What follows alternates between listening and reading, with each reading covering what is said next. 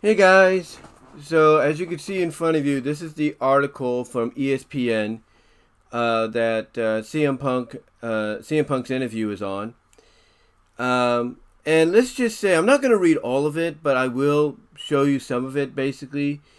But long story short, it's kind of depending on how you feel about it after reading it and giving your thoughts on it. It is going to be a little polarizing, which, even Punk admitted in the interview, according to a lot that have talked about it.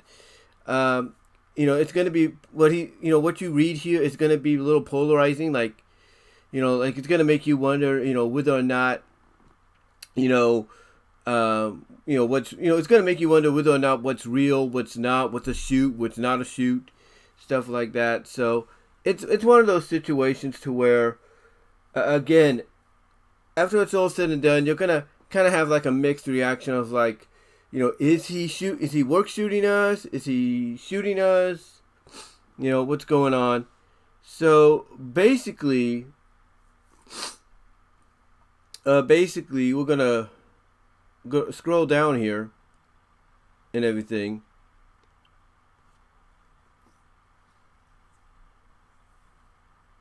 And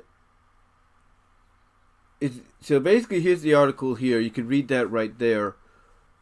And it just, excuse me, it just starts off basically talking about Punk, his last appearance being September 4th, which was All Out last year and everything, and all that. After, he had regained. I was just reading it here to make sure I don't miss anything. I do apologize for the pause there. Uh, that he had just regained the world title from Jon Moxley. He was also bloody and everything. But yeah, the article talks about Collision happening and everything.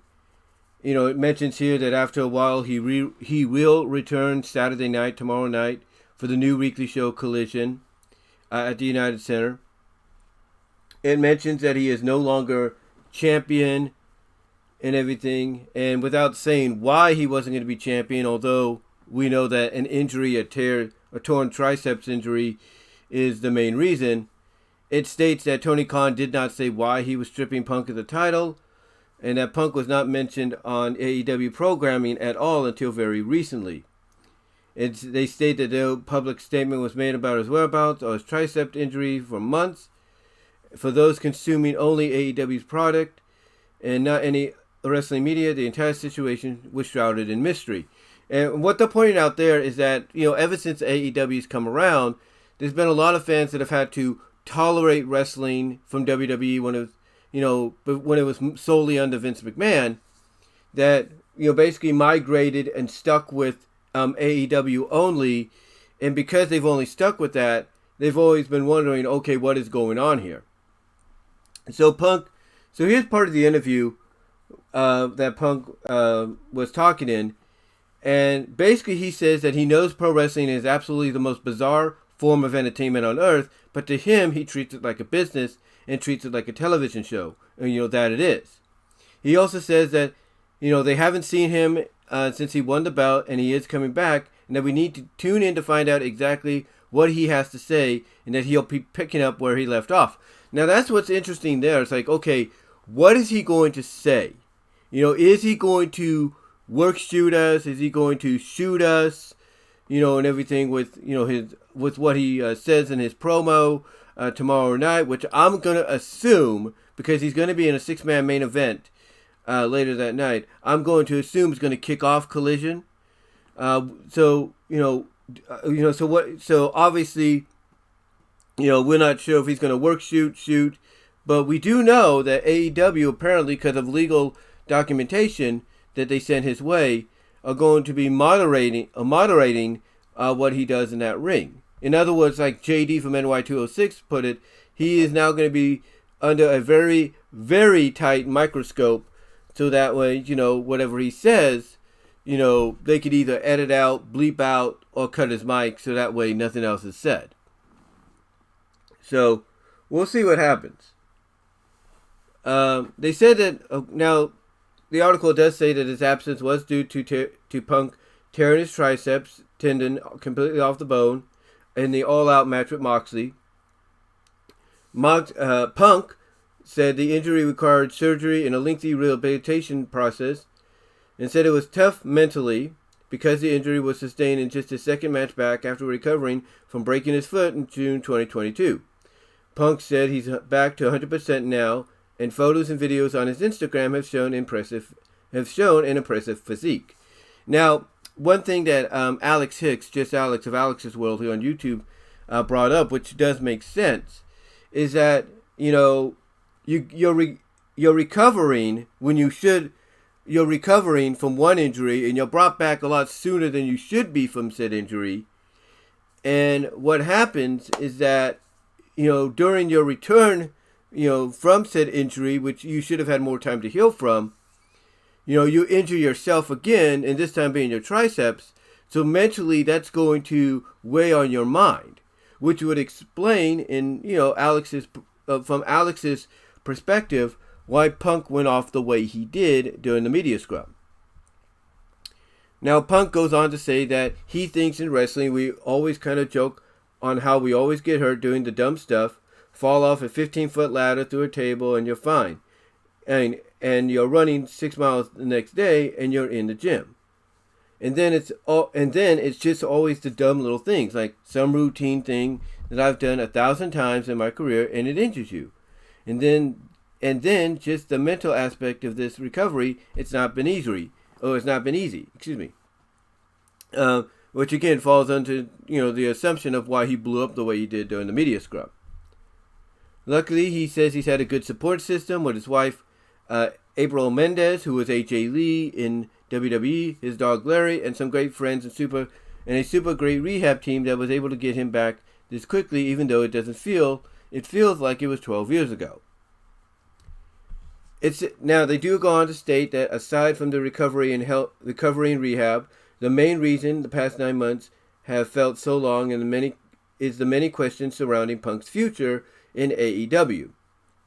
In reports from media outlets such as Wrestling Observer Newsletter, Fightful, and PW Insider, a backstage turmoil between Punk and AEW stars and EVPs Kenny Omega and brothers Matt and Nick Jackson, the Young Bucks tag team, Omega, once again, the Jacksons, and Hangman Adam Page were among a group of wrestlers that included Cody Rhodes, now of WWE, that helped launch AEW with Tony Khan as the CEO in 2019.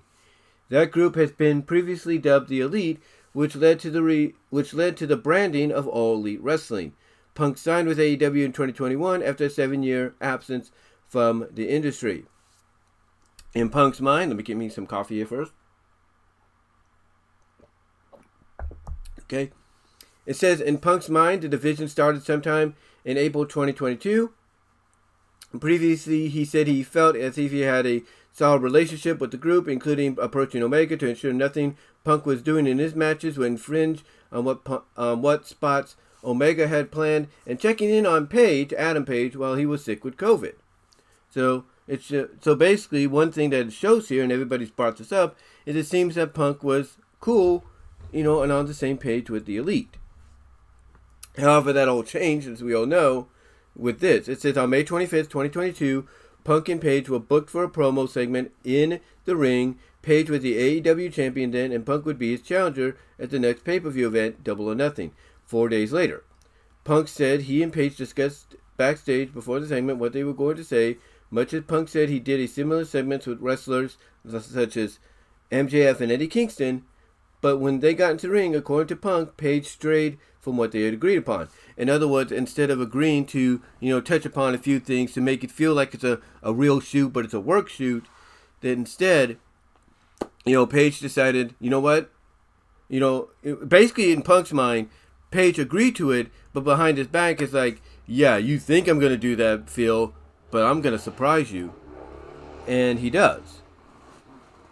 And then they, of course, paraphrase, quote and paraphrase what Page said, during that moment, where he basically says Punk talks a big game about workers' right, and has shown that Punk, is the exact opposite since he got there, and that Page loves AEW.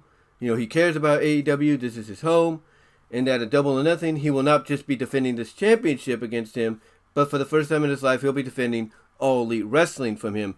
And this all stems from the fact that, as we all know, and you can just read this here, and it says it right there, this all stems from the fact that Colt Cabana, who is a good friend of the Elite, this all stems from the fact that they believe that CM Punk was the reason Colt Cabana got fired or wasn't featured on television, as much, as he should have been since, Punk came into the company. So, again, believe what you want to believe. And here we go. It says more here and everything. It basically mentions that Cabana was a mainstay on AEW YouTube shows and to be in the Elite YouTube vlog until March of 2022. After March 4th of 2022, Cabana didn't have another match for AEW United States until November 2022 and did not appear on Being the Elite for several months. It says, now it goes on to say that Tony Khan has said in multiple media appearances that Cabana's absence was because he was reassigned to work for the Ring of Honor wrestling promotion, which Tony Khan purchased in March 2022. Cabana wrestled for ROH multiple times between March and November of last year, as well as an overseas tour to promote AEW's video game. Punk went on to tell ESPN that he had no relationship with Cabana, but that he never asked Khan to take Cabana or anyone else's job. But others in the company, including the Elite, believe Punk did indeed do that, per sources. Page was evidently confident enough to bring it up unexpectedly on television. They go on to say that Tony Khan and Adam Page were unavailable for comment for the article, according to AEW. When reached for a comment via email, Cabana said ESPN should go through AEW for everything. Omega and Jackson declined to comment via their agent Barry Bloom. Because, again, they all agreed to this NDA-like situation to where they can't really elaborate on anything for who knows how long. Okay. It goes on. So Page's comments during the segment, a shoot, in wrestling terms, meaning not a planned part of the show, infuriated Punk so much that he considered not going through with the match out of concern that Page might intentionally so much so that he had considered not going through with the match out of concern that Page might intentionally attempt to hurt him. But Punk did go through with it and was booked to beat Page to win the AEW title on May 29, 2022. Now, this is what Punk had to say, and I quote, "And I proceed to have what I think is a garbage match because I'm trying to protect myself on stuff instead of actually just working and trying to put on the best performance I can. I'm keeping an eye out. He chopped me in the mouth one time, and I'm just like, okay, did you do that on purpose? You chipped my tooth, and I'm like, all right, should I give him a receipt? It changes the dynamic. It poisoned everything for me, and it made it all really, really ugly, and that was what set all this off. And here we are over a year later, and ain't blank been done about it." Now they go on to mention that 3 days after DON, Punk broke his foot during a crowd dive, and everything, and that during his return on August 18th, Punk called out Page during a segment in the ring without anyone knowing he would do this. And then, of course, it goes right into it. It says, things escalated after Punk beat Moxley in the All-Out main event on September 14th. Punk, known for being outspoken, going back to his days in WWE and beyond, ripped into Page in the post-event news conference and accused Omega and the Jacksons of spreading lies and BS about him in the wrestling media. He said Omega and the Jacksons, all EVPs, couldn't effing manage a target. He also took aim at Cabana. Tony Khan was next to him on stage. Videos of the fiery news conference have been watched more than 1 million times on YouTube. Yeah, no kidding. Now, Punk does say this, and I quote, he says he regrets what transpired in the media scrum and has since apologized to Tony Khan for it. He said he and Tony Khan's relationship is now great, quote-unquote, great. He goes on to say, quote, "The first thing I said to Tony Khan when I sat down with him and spoke to him after it was, man, I'm really sorry I put you in that position.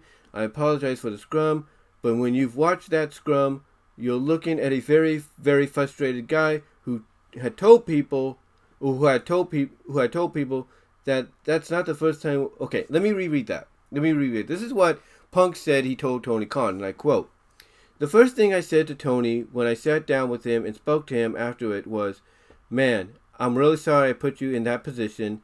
I apologize for the scrum, but when you've watched that scrum, you're looking at a very, very frustrated guy who had told people." That's not the first time he heard all that. It's not the first time lawyers were told all that. And I was just looking for something to be done, and nothing got done. So if you want something done right, you got to do it yourself. And I just didn't approach it in the right manner. But tension was high. I was very, very pissed.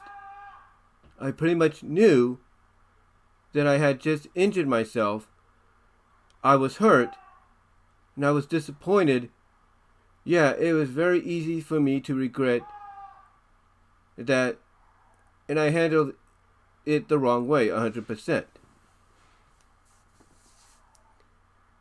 After Punk left the news conference, there was a physical altercation involving Punk, his longtime friend and producer, AEW producer Ace Steel, and Omega and the Jacksons, according to multiple reports.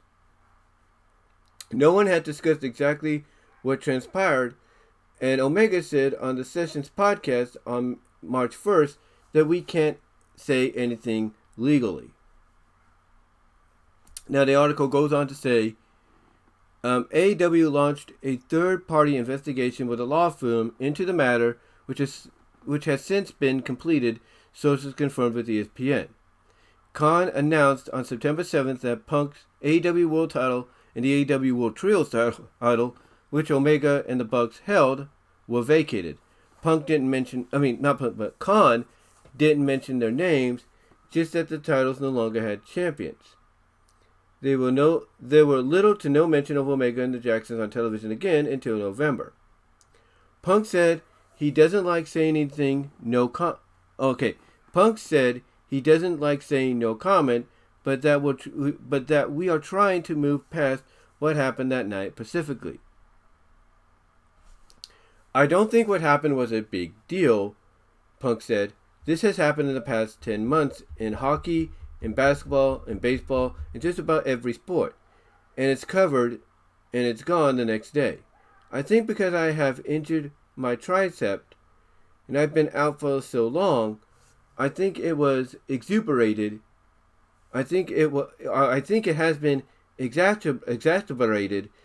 I think it's been exacerbated by people spreading lies about the whole thing. When in reality, my attitude is, well, blank happens.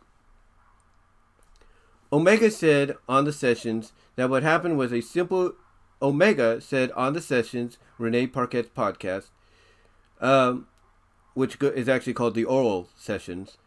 Omega said on the Oral Sessions that what happened was a super big shame, and a lot of people aren't going to ever know exactly how it went down, or why, or how it could have been prevented. He said thankfully no one was seriously injured and hopes all parties are doing well. This is what Omega said. They're taking a quote from the Sessions, and this is what he said. The important part is that I don't think anyone is happy that it happened, or is proud that it happened, or anything like that. I think across the board, everyone thinks it was a terrible situation that was unnecessary. Punk said he had not had any conversations with Omega or the Jacksons since the incident, although he has tried. He said he has reached out but has gotten messages from lawyers saying, do not contact this person. Punk said he is unclear whether those responses came at the request of legal representations of Omega and the Jacksons or a third party. The pro wrestling industry has had a history of leveraging real-life events and shaping them into future storylines, some of which have been very lucrative. Blending reality and fiction has been one of the art's core tenets. essentially a simulated sporting event or fight. Punk, though, said he had been told that using this saga on television and spitting it into some matches that would undoubtedly draw money won't happen. He resents that he's been painted as the quote-unquote bad guy in online reports when he feels that he had just been defending himself. Punk said people in the AEW locker room leaking things to the wrestling media have contributed to the internal drama. Punk says, and I quote, Now we all got to roll in the effing mud, and that never should have happened, and has never been course corrected. So I understand people want to say, oh man, Punk's a blank. Well, yeah, because I'm defending myself, and I will always defend myself. I'm open to having a full-blown effing sit-down, powwow discussion with everybody about it, but it hasn't happened yet, and it's not because of my lack of trying. For now, Punk will be, for at least, now they get into Collision. He says, at least for now, Punk will be featured on Collision, AEW's new show, while Omega, the Jacksons, and Page, and others will be on AEW Dynamite. Joining Punk on Collision will be the up-and-coming wrestlers such as Ricky Starks and Powerhouse Hobbs, as well as established veterans as Samoa Joe, Miro, Thunder Rosa, and Andrade El Idolo. Punk says he's excited about a show with a lot of talent, but will need to build some depth. Punk says, and I quote, with more TV time, you're only going to see guys like Hobbs and Starks, people who I think have the potential to do what an MJF, current AEW champion, has done with his television time, but they haven't been able to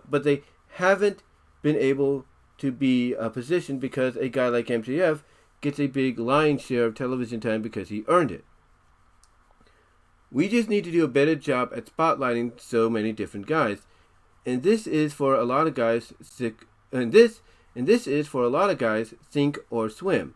Now it's just like, well, now it's time. You're going to have to really bust your butt and prove we're giving you the spotlight and prove why we're giving you the spotlight in this TV time. He goes on to state, and I quote, Saturday hasn't been... Okay, this is what the article says, and I quote, Saturday hasn't been a big night for wrestling television in over 2 decades.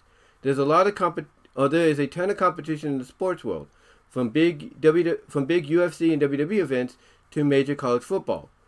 It'll be a fight, for ratings every single week. In interviews, Tony Khan said that TNT wanted more AEW programming, and Saturday was the night selected. This is what Punk said, and I quote, If I'm the poster boy, top guy, whatever, this is what people dream about. You get put in a position like this, and you can't take that negative. This is what Punk said, and I quote: "If I'm the poster boy, top guy, whatever, this is what people dream about. You get put in a position like this, and can't take the negative criticism. Personally, I look at it like a challenge. But as far as ticket sales for a Saturday night, compare and contrast, I think it's a lot easier to move a Saturday night ticket to a live event than it is on a workday, on a Wednesday night. So there's positives and negatives, you know what I mean? And I don't look at the negatives as these huge dimensional things. So in other words, Punk is basically saying, look, I believe we can move tickets on Saturday nights. We can get a decent crowd in the venues. But I don't think, on the negatives. He's looking more at the positives. Like the ticket sales, as I was mentioning, as I'm reading into this more, he's looking into the ticket sales. Like, yeah, we can get some tickets. We can get people to come in a lot easier on a Saturday, on a weekend than a weekday. He's looking more at that positive aspect of it. But negative-wise, he's not even thinking about that. He's not looking at the low ticket sales. He's not looking at the possible loss of ratings. He's looking at the positive. And that's what AEW is going to have to do. The article goes on to say that AEW is only 4 years old and has already had great success as a competitor to WWE, which has ruled the pro wrestling world with a few legitimate challenges for more than 2 decades. AEW has produced good ratings, pay-per-view buy numbers, and ticket sales in a short amount of time. Per Tony Khan, the promotion has already sold more than 65,000 tickets to its debut show in the United Kingdom. August 27th at Wembley Stadium. In its next pay-per-view, a collaboration with New Japan Pro Wrestling called Forbidden Door on June 25th is expected to be fully sold out in Toronto. They go on to say that they go on to talk about the six-man tag that will headline the first Collision, being CM Punk and FTR against Jay White, Juice Robinson of Bullet Club Gold, and Samoa Joe. They mentioned that Wardlow will defend his TNT Championship against Luchasaurus. At no point Punk said, did he consider not returning. This is what Punk had to say, and I quote, I certainly had some low moments, and I won't rule out in these fleeting moments where I just say, blank this, whatever. But I don't ever think it was a serious intention to say that I'm done. There's still work to do, and I think I'm excited about a lot of stuff that's coming up. So to just throw the baby out with the bathwater just because of a little boo-hoo, I think this would be a little silly. They go on to say 9 months after stepping off the news conference stage in Hoffman Estates, Punk will be down the road in Chicago, his hometown, with an open forum yet again. The wrestling world will surely be waiting with bated breath. And this is what Punk had to say to close out the interview. He says, I won't know what I'm going to say, or it says, I won't know what I'm going to do or say until I have that microphone in my hand. I have a lot of things to get off my chest. And basically they're quoting what Punk said in a promo that aired Wednesday on Dynamite. So, yeah, that's pretty much it for the CM Punk interview. And, take with it what you will, as I go back to it, I should say. Take with it what you will and everything. It is, just by reading it and looking down it and scrolling it and letting you guys see it for yourself, it does feel like it's going to come off a little polarizing. Like, can you truly trust this guy to, redeem himself and everything? And just by reading the article, you can, you kind of see that maybe he is trying to, he is trying to, make amends for what he did, but is he? Is he to be believed? Is he to be trusted? That is what's going to be the telling tale in the long run. Is he going to be able to basically, show that, hey, I am sorry for what I did in the media scrum. I'm here to make amends. I am here to take responsibility, and I am here to work things out. And I'm willing to talk to all parties and get this, hashed out. People are going, it's going to be interesting to see if, people will be able to, view it like that and be able to, like I said, be able to view it like that and again, be willing to give this guy a second chance and all that. Of course, there's going to be people like JD and others that feel that, we're all being worked. That based off this, JD feels that, JD basically put it in his own way that he believes we're still going to get that six-man match, CM Punk FTR against the Elite at All In. He still believes that. But yet you have Punk here in this interview being told that, that despite, the situation, that despite the situation and everything, as much as he would like to have that match become a reality, he has been told on numerous occasions that basically it's not going to happen. That he might as well just keep dreaming along with all the other fans of it happening, and because it's not.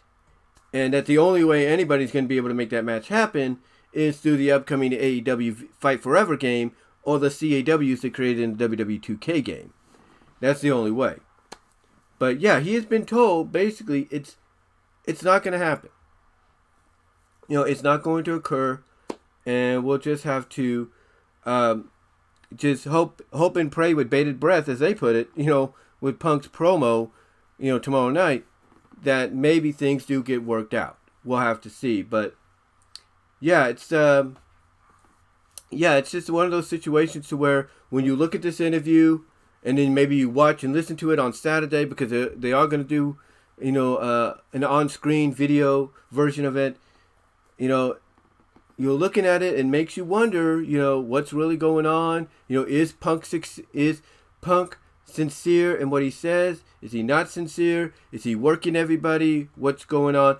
Is everybody involved just working us? And they can't say anything legally because, they know that there are outlets out there that if they find out that, yeah, this is all work, they'll let us fans be the first. They'll let us fans be the first to know. We can't really say, but we can't really say. But for right now, we'll just have to wait and see what happens starting tomorrow night with Collision. But guys, let me know what your thoughts are down below. Comment if you like. What are your thoughts on this interview? I will provide a link in the description and in the upper right hand corner if you guys want to check that out. But let me know what your thoughts are. Super chats are open during this video. That will be in the description. You guys can check that out. But guys, give me your thoughts. You will get an audio version of this as well. BW Rose's Discussions podcast and everything. But guys, give me your thoughts. How do you feel about this? Do you think we are being worked by CM Punk? Do you think everybody else is work? Do you think it's a collaborative work by all parties involved? And legally they can't say anything because, sites like Fightful and Wrestling Observer and PW Insider would be the ones to let us fans know first that, hey, this is going to happen and they're just working us. What are your thoughts? Let me know down below. Comment if you like. Love to hear from each and every one of you. And until then, I am out.